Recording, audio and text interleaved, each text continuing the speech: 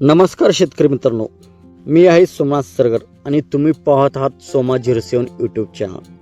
आजच्या व्हिडिओमध्ये मी माझ्या ॲडव्हांटा 756 मक्यामध्ये केलेल्या एका महत्त्वाच्या फवारणीबद्दल माहिती देणार आहे।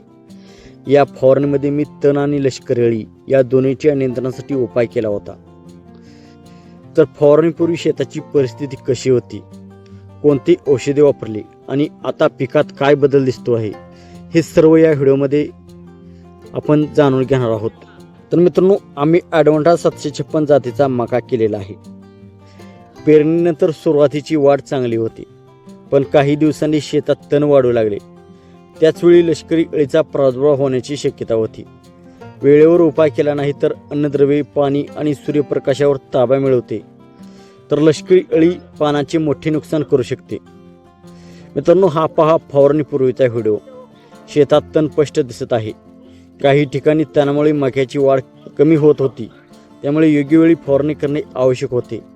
माझा उद्देश फक्त तण मारणे नव्हता, तर पिकांचे सुरुवातीपासून संरक्षण करणे हा होता। तर नंतर आम्ही फवारणी घेतली। या फवारणीमध्ये मी खालील औषधे वापरली। त्यामुळे टेंजर, आउटराईट, फ्लुक्स पावडर, कोरागोल्ड ही सर्व औषधे शिफारशीनुसार मिसळून संपूर्ण शेतात फवारणी केली।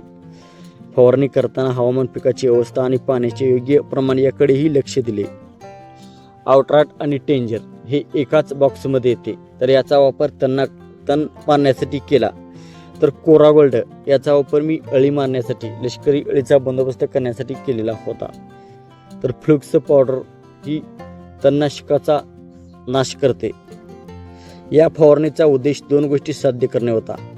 पहिली म्हणजे शेतातील तणावर नियंत्रण मिळवणे आणि दुसरी म्हणजे लष्करी अळीपासून पिकाचे संरक्षण करणे। योग्य वेळी उपाय केल्यास पिकाची वाढ चांगली राहते आणि पुढे उत्पादनावर सकारात्मक परिणाम होऊ शकतो।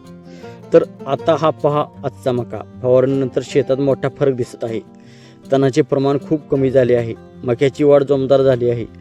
झाडाचा रंग हिरवा आहे, ओळी स्वच्छ दिसत आहेत आणि संपूर्ण पीक निरोगी दिसत आहे। हा बदल वेळेवर केलेल्या व्यवस्थापनामुळे दिसून येत आहे। तर मित्रांनो, कोणतेही तणनाशक किंवा कीटकनाशक वापरण्यापूर्वी त्या औषधावरील लेबलवरील सूचना वाचा। औषधाची सुसंगतता, मात्रा आणि पिकाची अवस्था तपासा। शंका असल्यास स्थानिक कृषी तज्ञांचा सल्ला घ्या।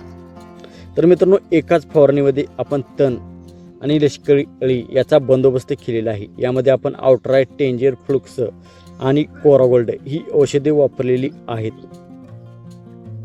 तर मित्रांनो, तुमच्या मते फवारणीपूर्वीच्या आणि आताच्या मक्यामध्ये किती फरक दिसतो आहे? तुमचे मत कमेंटमध्ये नक्की लिहा। अशा शेतीविषयक माहितीसाठी सोमा 07 चॅनलला सबस्क्राईब करा, व्हिडिओला लाईक करा आणि इतर शेतकरी मित्रांपर्यंत शेअर करा। धन्यवाद। जय जवान, जय किसान।